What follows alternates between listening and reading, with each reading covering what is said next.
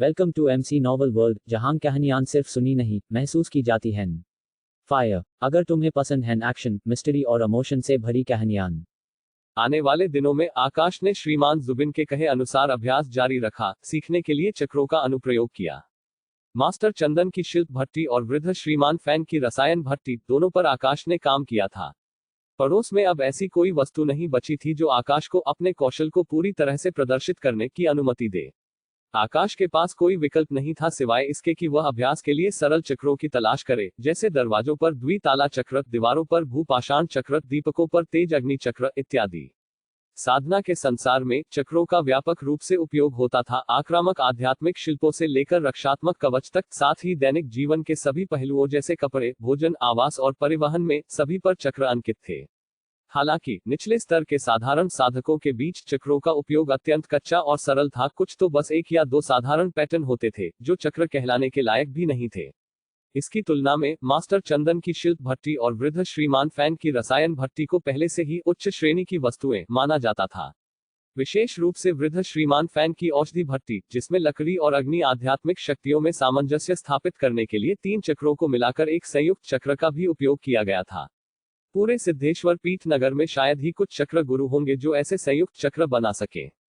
आकाश ने कई पड़ोसियों के दरवाजे, दीवारें और दीपक ठीक करने में मदद की।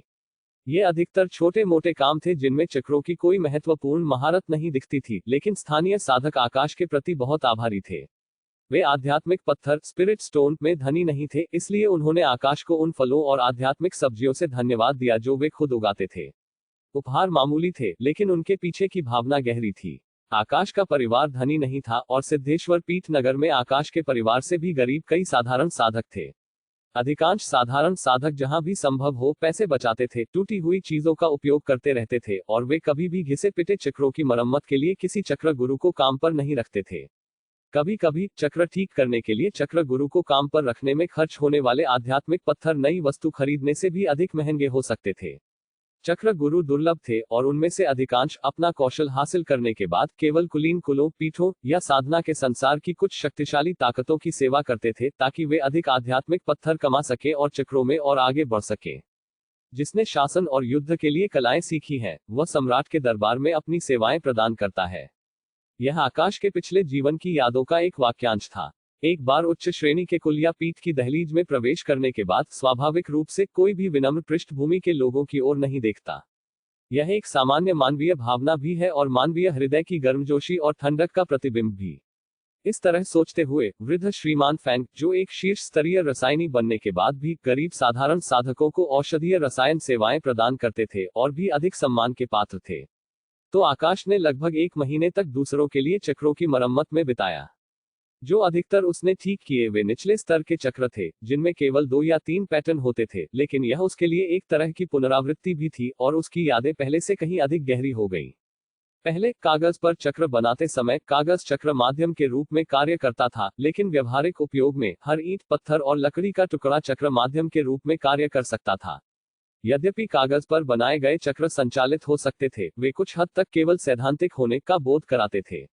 साथ ही कागज के चक्र आमतौर पर एक उपयोग के बाद समाप्त हो जाते हैं और लंबे समय तक उपयोग नहीं किए जा सकते।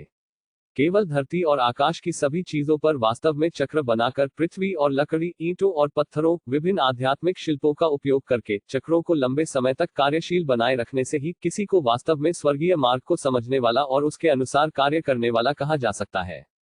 विभिन्न माध्यमों पर चक्र बनाने में अधिक दिव्य चेतना, डिविन सेंस और आध्यात्मिक शक्ति खर्च होती है। ब्रशवर्क में उच्च सटीकता की मांग होती है और यह अधिक कठिन होता है, लेकिन लगन से अभ्यास करने पर चक्रों की समझ अधिक गहरी हो जाती है। कुछ देर अभ्यास करने के बाद जब आकाश ने फिर से चक्रों को देखा तो उसने प्रबुद्ध स्पष्टता का अनुभव किया। अस्पष्ट और अमूर्त डिजाइनों के बजाय पैटर्न अधिक जीवंत और सजीव लग रहे थे, जैसे वे रास्ते हों जिनके माध्यम से दुनिया की आध्यात्मिक शक्ति प्रवाहित होती है। जब आकाश ने अपनी दिव्य चेतना को फिर से अपने चेतना सागर, सी ऑफ कॉन्शियसनेस में डुबोया ताकि वह आध्यात्मिक शक्ति से बुने गए रहस्य चक्र को देख सके, तो उसे पहले वाला भ्रम महसूस नहीं हुआ। रहस्य चक्र के ऊपर आध्यात्मिक शक्ति का प्रवाह, प्रत्येक धागा, बहुत अधिक स्पष्ट हो गया था। एक दिन आकाश ने श्रीमान जुबिन द्वारा सिखाए गए आध्यात्मिक शक्ति के उत्पादन और निषेध के नियमों के अनुसार चक्र को खोलना शुरू किया। जैसे ही आकाश के जीवंत छोटे हाथों ने चित्रण किया, एक के बाद एक चक्र पैटर्न संघनित हुए और फिर बिखर गए, निकाले गए रेशम के धागों की तरह खुल गए, धीरे धीरे फैल गए और चेतना सागर में घुल गए। आकाश ने स्पष्ट रूप से महसूस किया कि प्रत्येक चक्र पैटर्न के खुलने के साथ दिव्य चेतना और आध्यात्मिक शक्ति के बीच का संबंध तेजी से मजबूत होता गया। जब आकाश ने अंतिम चक्र पैटर्न को खोला तो उसने महसूस किया कि चेतना सागर के भीतर का पूरा रहस्य चक्र विलुप्त हो गया था और चेतना सागर अपनी मूल स्थिति में लौट आया था, जैसे कुछ हुआ ही न हो, सिवाय चेतना सागर के बीच में स्थित ताओवादी स्तंभ के, जो अभी भी स्पष्ट रूप से खड़ा था, अपरिवर्तित। क्या यह खुला हुआ माना जाता है?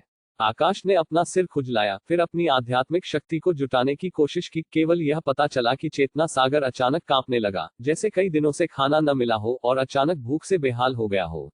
आकाश चौंक गया और जल्दी से एक आध्यात्मिक पत्थर निकाला, जिसके भीतर की आध्यात्मिक ऊर्जा को अवशोषित किया। 1 दर्जन से अधिक आध्यात्मिक पत्थरों को शोधित करने के बाद चेतना सागर धीरे धीरे शांत हुआ।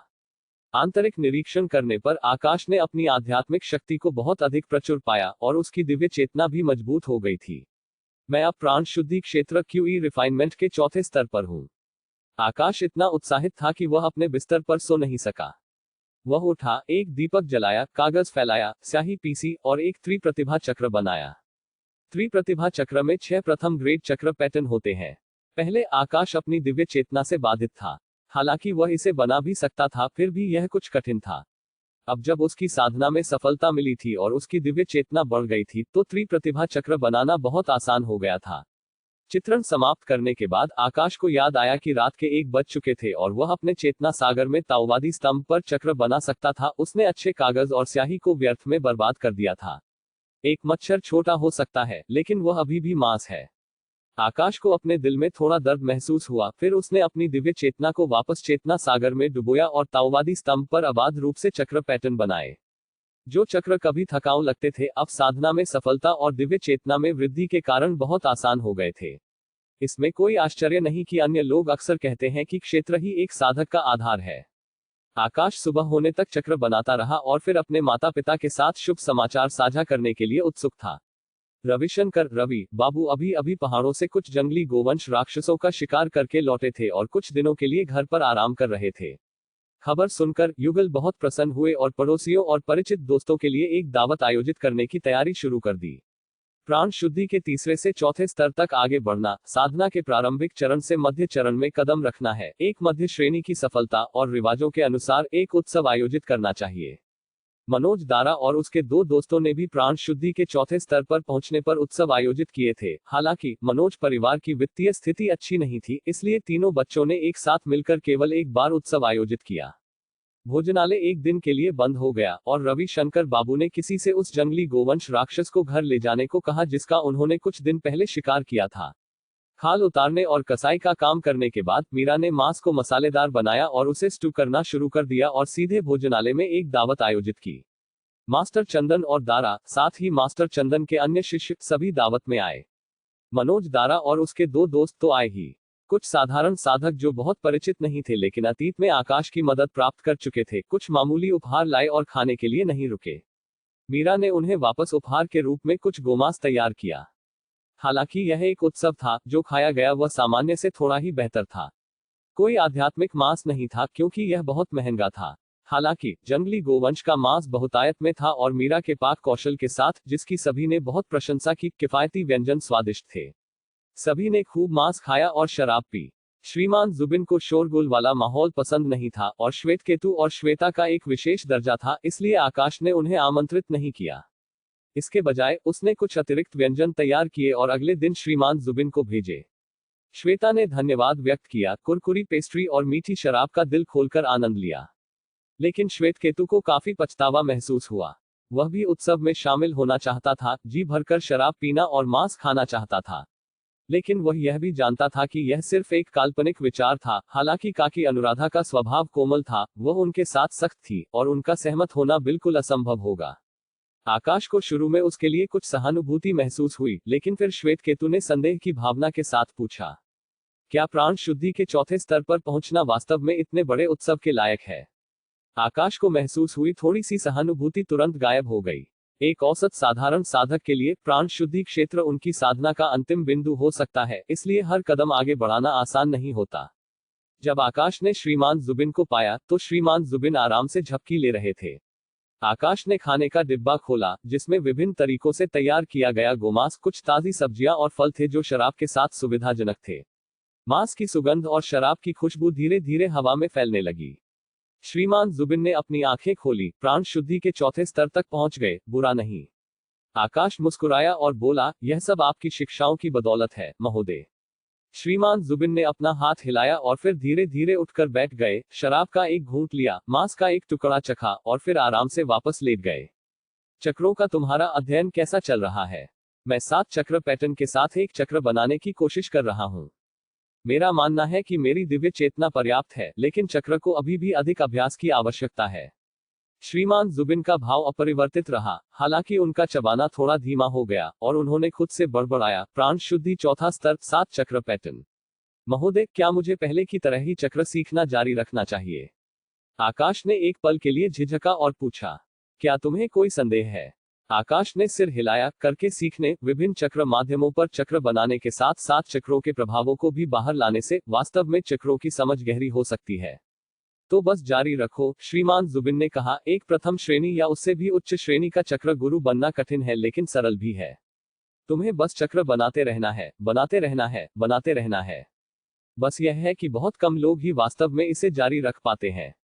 श्रीमान जुबिन के शब्दों में एक गहरा महत्व था। आकाश को आश्वासन मिला और वह जाने ही वाला था कि तभी श्रीमान जुबिन ने पूछा, तुम्हारे दिव्य दृष्टि सूत्र तियानयान युग में कोई बदलाव?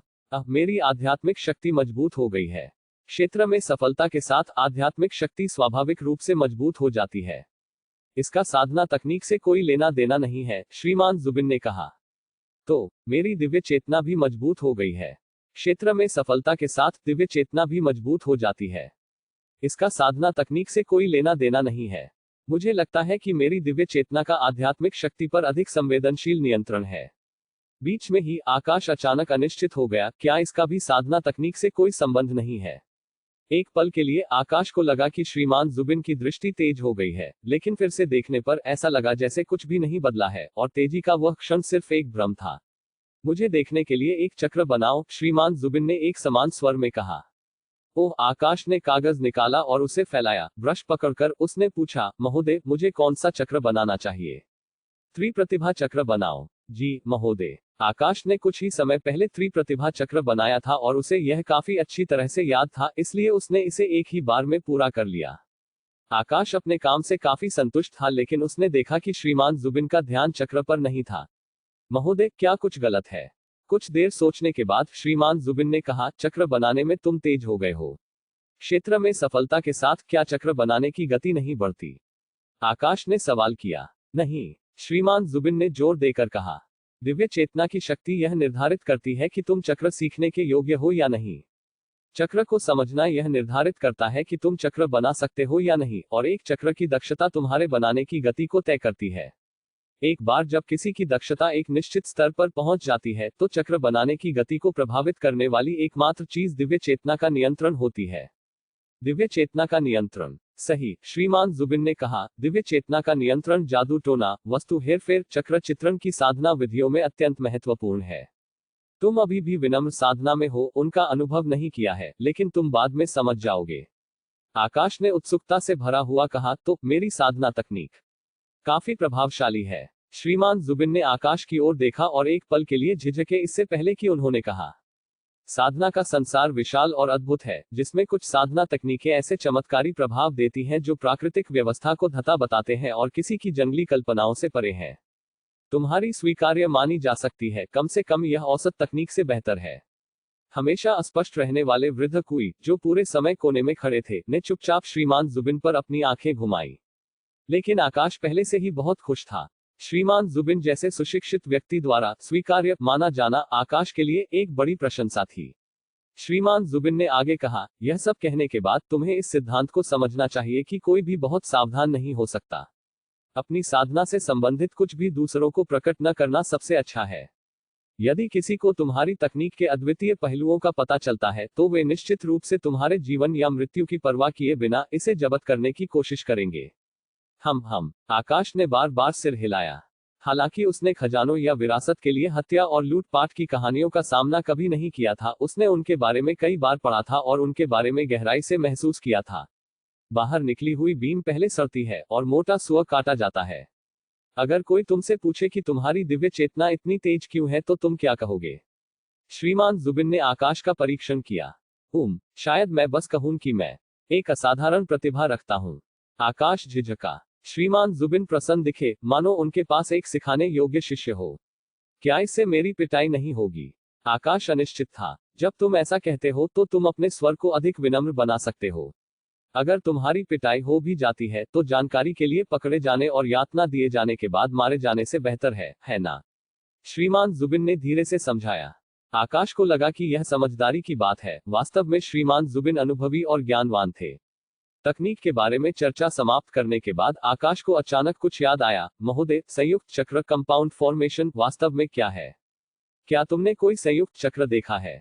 हाँ, खुशहाल वन भवन में औषधि भट्टी में वृद्ध श्रीमान फैंग ने काष्ठ अग्नि भावना नियंत्रण चक्र का उपयोग किया, जो एक संयुक्त चक्र है। संयुक्त चक्र, उन्हें समझाना जटिल है। श्रीमान जुबिन ने खुद से सोचा और फिर कोने की ओर इशारा किया। तभी आकाश ने महसूस किया कि वृद्ध कुई पूरे समय कोने में खड़े थे, उपस्थिति या सांस के बिना, और इसलिए उसने उन्हें देखा नहीं था। वृद्ध कुई किताबों की अलमारी के पीछे हट गए और थोड़ी देर बाद एक मोटी किताब के साथ वापस आए, जिसे उन्होंने आकाश को सौंप दिया। आकाश ने इसे लेते हुए देखा कि शीर्षक पृष्ठ पर संयुक्त चक्र की प्रारंभिक समझ शब्द अंकित थे। इस पुस्तक में संयुक्त चक्रों के बारे में ज्ञान है, जिसमें कई बुनियादी चक्र आरेख शामिल हैं।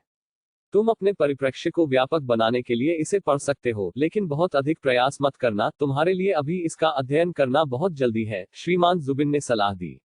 आकाश बहुत खुश था। वह श्रीमान जुबिन के आराम में बाधा डालने में कुछ शर्मिंदा था। अब वह पुस्तक का अध्ययन करके शुरुआत कर सकता था। बाद में अगर उसे कोई सवाल हो तो वह श्वेता या श्वेत केतु से पूछ सकता था और केवल आवश्यकता पड़ने पर ही श्रीमान जुबिन से परामर्श कर सकता था। यह बहुत अधिक कुशल होगा और श्रीमान जुबिन को बहुत अधिक परेशान करने से बचेगा। आखिरकार श्रीमान जुबिन के पास खाने और सोने के अलावा ज्यादा शौक नहीं थे। धन्यवाद श्रीमान जुबिन। आकाश को तब वृद्ध कुई याद आए। उसने चारों ओर देखा और देखा कि वृद्ध कुई फिर से गायब हो गए थे। क्षेत्र का सर्वेक्षण करने के बाद उसने महसूस किया कि वृद्ध कुई वास्तव में उसके बिल्कुल बगल में थे। ऐसा लग रहा था कि आप वृद्ध कुई को तभी देख सकते थे जब वह देखा जाना चाहते थे। जब वह नहीं चाहते थे तो आप उन्हें बिल्कुल नहीं देख सकते थे। यह एक भ्रम हो सकता था, या शायद वृद्ध कुई बस अपनी उपस्थिति को छिपाने में असाधारण रूप से अच्छे थे। आकाश ने वृद्ध कुई को एक भंडारण थैला सौंपा। इसमें लगभग 7 या 8 बक्से चिलगोजे पाइन नट्स के थे, जो सभी आकाश की मां द्वारा विशेष रूप से भुने गए थे। वृद्ध कुई ने भंडारण थैला लिया। उनकी आंखों में खुशी का एक निशान दिखाई दिया। हालांकि उनका भाव अपरिवर्तित लग रहा था, आकाश को लगा कि उनका मन संतुष्ट माना जा सकता है। महोदय, मैं अब आपके ध्यान में बाधा नहीं डालूंगा। आकाश ने झुककर प्रणाम किया और फिर खुशी खुशी चला गया। श्रीमान जुबिन ने आह भरी, अच्छा बच्चा, वास्तव में चिंता मुक्त। फिर उन्होंने मांस का एक और टुकड़ा खाया, अपनी शराब की चुस्की ली और आराम से लेट गए। क्या आप जानना चाहेंगे कि आकाश अपने संयुक्त चक्र के अध्ययन में कैसे आगे बढ़ता है, या क्या आप उसकी साधना के बारे में कुछ और जानना चाहेंगे?